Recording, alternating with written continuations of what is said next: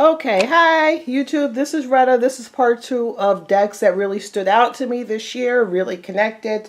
They could have been decks I've had for a long time that they're just new to me, or they're new in general. These are just decks that really, stood out to me and really made me go, I really enjoy working with them. I know when I read with them that they are going to be correct, and they're going to give a message and this and that.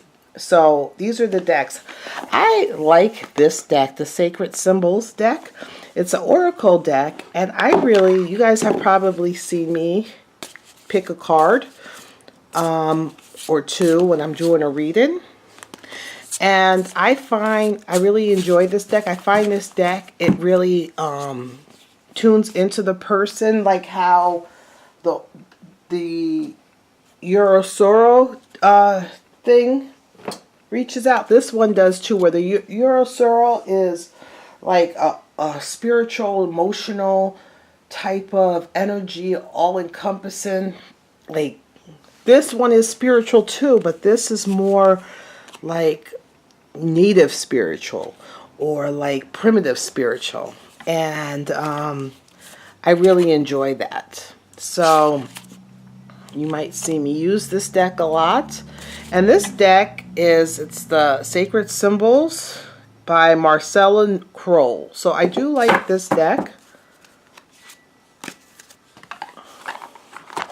And look at the back. I do like this deck. I think I've been learning too that I like less is more sometimes. Like this deck, which is the Ghetto Tarot. This deck, since I opened it, but I really just started using it this year because I'm funny like that, because I thought it was too special to use. So I had it when it first came out. I ordered it. I bought it when it was on Kickstarter or Indiegogo. I don't remember which one. And I had it, and I might have took it out once or twice, and I was like, oh, I don't want nothing to happen to that deck. But since then, this year, I've used it more, especially in like ancestor readings. I also like to use this deck for people of color. Like people of color that are like icons and ancestral. This deck calls to me a lot. And people of color, I mean anybody that has color, not just, like, but it could be, it just really, it speaks, I feel the ancestral energy in this deck. And like I did use this deck for Zimbabwe, for the Maccabee. I did use this deck for another president in Africa. I can't think of who the other one was offhand, but I did it for Monique. It was like the ancestors wanted to talk to Monique, and this deck is absolutely gorgeous. I really do love it. You feel the ancestral energy. I know it was a white lady who's selling it or came up with it, but the ancestors behind these people, and this is from Haiti. And you can feel the ancestral energy from the people of Haiti. Haitians are some strong people. They are the only, they are the only ones that as slaves said enough's enough and came, and overtook. It was a bloody thing, but they were like, they weren't having it. And they said, nope, we're not being slaves. And, so these are like strong, powerful, like, I just love this deck. So I would suggest anybody that has a connection to like the ancestors. Yeah, this deck is special. And now I try to use it as much as possible. So I don't know who made it. I don't know where the box is, but it's always in here. So that's the Ghetto Tarot. You guys know my friend, Pamela Still. I love this deck. I've been trying to get it for a while, and I couldn't get it. And I'm like, Pam, because she's my friend on Facebook. We've been friends. We met at the BATS, the Bay Area Tarot Symposium. And I bought a deck from her for my grandson, which is the Pet Wizards Tarot, which is so cute. If anybody's looking for decks for their children, it's very, you know, non-scary. Even if you're scared of tarot, you know, you feel the imagery or the symbols and stuff are too scary. Pamela Steel Wizard Tarot is awesome for it. It still has the symbols and the association with the Rider-Waite system, but it's a lot gentler. It's made with, like, you know, dragons and little magicians, and it's and the cardstock is gorgeous. I believe it's linen cardstock. So it's really good, and it's smaller, and it comes with a coloring book and so forth. So but I was looking for this deck for years, and she finally put me through to get it, and I got it. And this has become, this is the deck that I get most comments from. What deck are you using? She doesn't like, you know, she's like, oh, the cardstock. This isn't even cardstock that I like. She's acknowledged that she wishes it was different.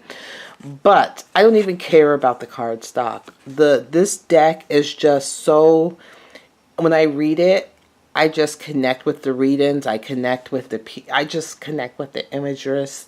I believe this deck, you know, it's Rider-Waite, but it has a couple of extra cards, and I didn't understand why she had the extra cards. I'm like, and I had to write her. I'm like, why do you have these extra cards? I don't understand them.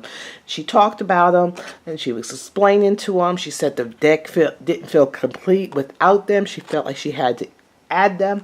And let me tell you, those cards make a big difference. This is one of them. Materialism. No, this isn't. This is the devil. I'm sorry.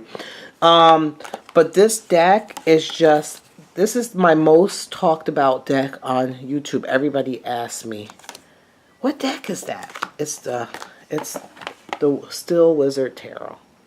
And I love it. I don't even care about the cardstock. It's glossy. I hate glossy cardstock, but I just love this deck.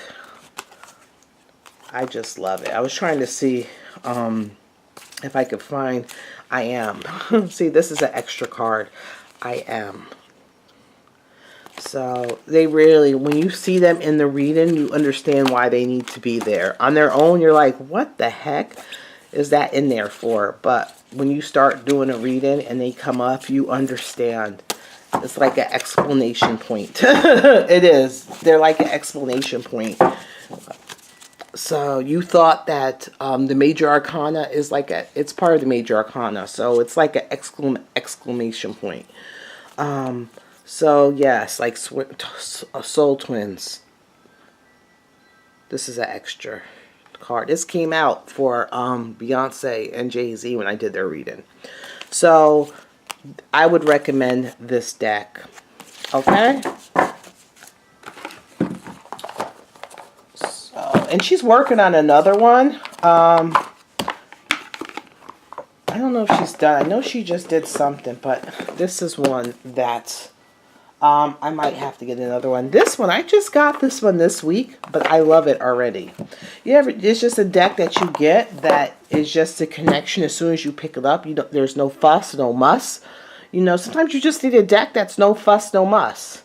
And this is it. Like before, I have another deck that's no fuss, no muss. And that was it. It was like, I opened it and I was like, oh my God. And it's not, you know, scary or anything. And the images, they're simple, but beautiful.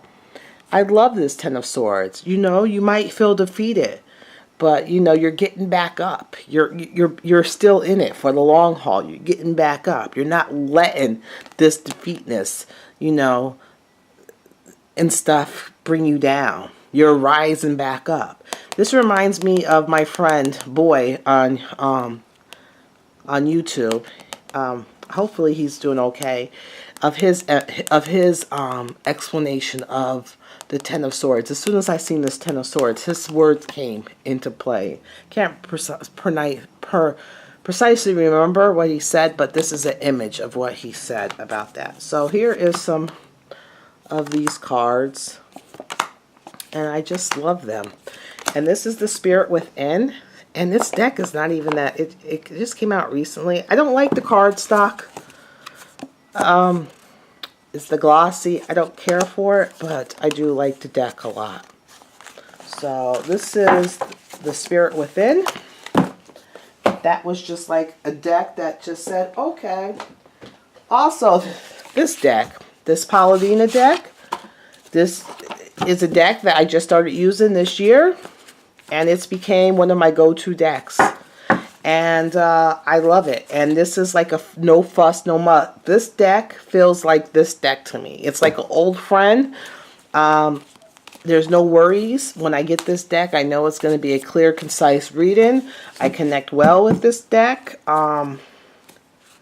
And my grandmother, my great-great-grandmother, Leona, she loves this deck. She's one of my guides, so she loves this deck. So this is the new Paladina, and this is one of my favorite decks. One of my all-time favorite decks is the new Paladina. It's a no fuss, no muss deck, and I just love it. I haven't felt that way with her other deck. She has the, what is it, the Aquarian deck. It's not for me, but for this one, this is just the instant connection. This deck, it just came out. I really love this deck. I think they have profound messages, and every time I've used it, it has a profound message for whoever is getting the reading. And the only thing I don't like is the card stock. They use, like, they're supposed to be postcards, and they use postcard type card stock. That's the only thing I don't love. But I draw one of these cards, especially if I'm doing a mediumship reading, or I feel a strong energy of someone's spirit guide or their family that's around. I'll draw one of these cards, and I read it to them, and it's like a little message from your loved one or your spirit guide. I wish the card stock was better, but this really surprised me. I didn't think I was going to like this deck, but I do. Postcards from Spirit. So, I even go for this deck more than I do for my other decks that I use for, you know, messages from Spirit. So, I've had that for like a month or two, and I've enjoyed that deck. Funny enough, I love this deck. The Fallen Angel deck. Don't be scared of fallen angels. Everybody's like, oh, the fallen angels. To me, it's a very spiritual deck. This is by Nigel Suckling. I feel like this deck we can learn a lot from those that have failed. You know, they were once God's favorites. And, you know, and they failed. Temptations, you know, different things, you know, had them fall for grace. And, there's lessons to be learned from this deck. And I think they're very profound messages. I think the cards are beautiful. And I love it. I really do love this deck. They're beautiful. They have very profound messages. They're very intuitive. They don't feel scary. To me, they don't. But I really do enjoy. And you've seen me use this deck. You've seen me use this deck. So, I really have enjoyed using this deck. It's absolutely gorgeous. So don't let this deck scare you. It's nice. It has a book, but you guys know me. I don't read the book. But this is a deck that I've enjoyed working with, and I love it. Let's see, what else do we have? Weirdly enough, I have many of Cyril Marchetti's decks, but I don't feel a connection with them. I think they're too computer animated, and I don't really like too much of those. It's very strange, but this deck, I just started using it with Las Vegas. And I think they read well. And this is his Kippler deck. And I think there's an app on your phone or something that you can like click over it and these pictures will come to life for you. I haven't used it, but I really do enjoy this Kippler deck by Cyril Marchetti. Sorry. I have all his decks, but I don't usually read with them. They're beautiful decks, but I just don't have that connection with the decks, but this one, I really, really do. Even his Lenormand, I have his Lenormand deck, and it's too busy for me. But this deck, I really do enjoy.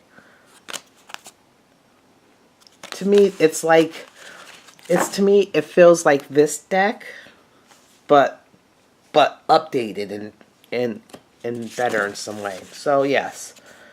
Oh, almost lost that. So, I do like this Kippler deck from Cyril Marchetti. I don't know if it's on, I know I bought it from his site, so a while ago when they came out. Okay, I think this is the last. Oh, I have two more things. So this deck I just got recently. Not too much. I did a trade with someone. I gave them one of my old. I had two decks of something, and for this deck, and I love it. This is the Sacred Isle. People have asked me, Tarot by David Riggins, and I'm surprised. I just realized a man did this deck, and it's so feminine. It's like has such a feminine energy. I'm surprised the man did it. But here's the back. I'm not thrilled with the cardstock either on this. The cardstock and the printing, but I really do enjoy this deck. It's very feminine. It reads very good. I usually use this deck for women or young women, or someone that has like a lot of feminine energy. For me, you can use it any way you want, but I really do enjoy this deck. I love that it has black borders. You know me, I don't like a deck that has all this whiteness on it, but this deck is really, I really enjoy it. And you guys seen me use that. And this was like, as soon as I opened it, it was like home too. So, that's one. And this one I haven't used in a while because I couldn't find it. Sometimes my spirit guides hide a deck for me for a while. If I use it too much or whatever, they hide it. This is the Sweeney deck, I believe, the Sweeney Tarot. I love this deck, the Sweeney Tarot, and there's the back. I don't like the cardstock.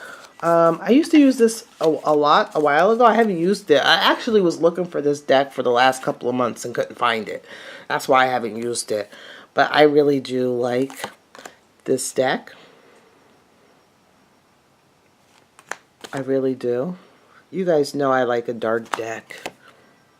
I'm not like a happy, cheerful deck. I like decks that invoke feelings and stuff like that.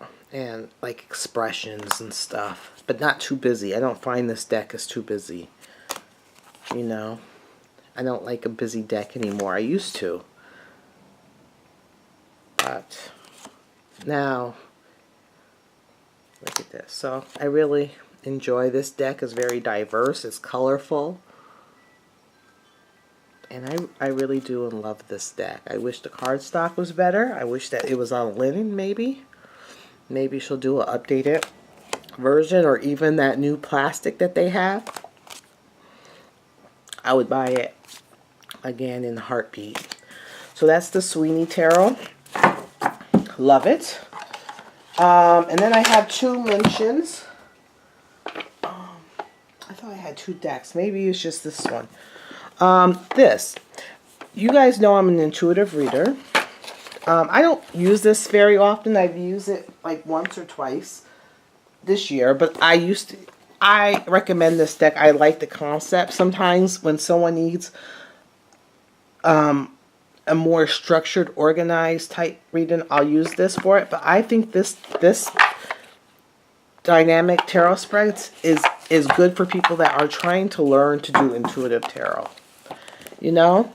Intuitive tarot. So instead of you worrying about a spread or the outcome of what something is, I think that's a lot of people get mixed up when you know they get to these spreads, and each thing means something, you know, in the spread, and that you kind of lose your intuitiveness with that.